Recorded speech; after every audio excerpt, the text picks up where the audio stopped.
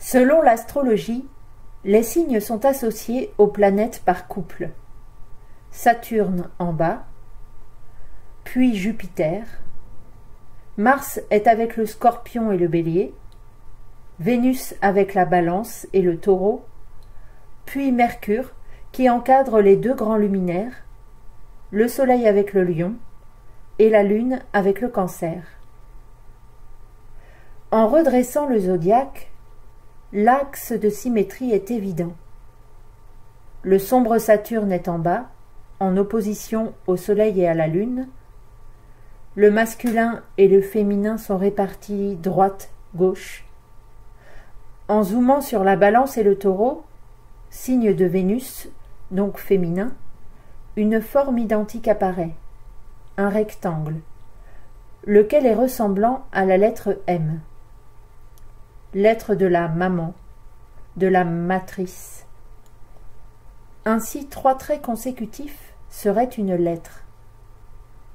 Dans la matrice hexagonale, il y a 20 tritraits, lesquels seraient alors 20 lettres. L'alphabet latin compte 26 lettres, soit 6 de plus que les 20 lettres hexagonales. Cependant, certaines lettres latines ont peu de pertinence phonétique. Le C fait double emploi avec le K ou le S. Le H n'est qu'un bruit de respiration.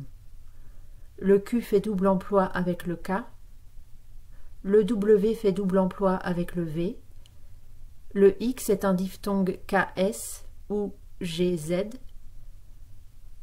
Et enfin, le Y est un double I. En enlevant ces 6 lettres, C, H, Q, W, X, Y, inopportunes du point de vue phonétique, il reste 20 lettres latines suffisantes et nécessaires.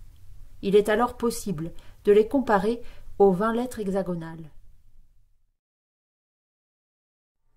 Ces lettres se rangent en 3 séries, les contenantes, les croisées et en zigzag. Analogiquement, les contenantes contiennent un grand espace comme une voyelle contient la sonorité. Le croisement est une concentration marquant un point bref, donnant alors les consonnes brèves que, te, pe, b, etc. Elles sont des occlusives qui ferment un espace, ici les triangles en noir. Enfin, les lettres en zigzag suggèrent un va-et-vient, une friction du souffle, les associant aux consonnes fricatives S, Z, F, V, etc.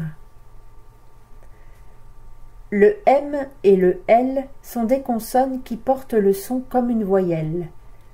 M, L. Sur ce tableau apparaissent des ressemblances de formes entre lettres hexagonales et latines. Remarquez la ressemblance du P latin avec le P hexagonal, ainsi qu'une certaine logique de forme entre le D et le B. On retrouve cette même logique entre la forme hexagonale et latine du S et du Z. Voyez l'élancement du F ou l'assise du J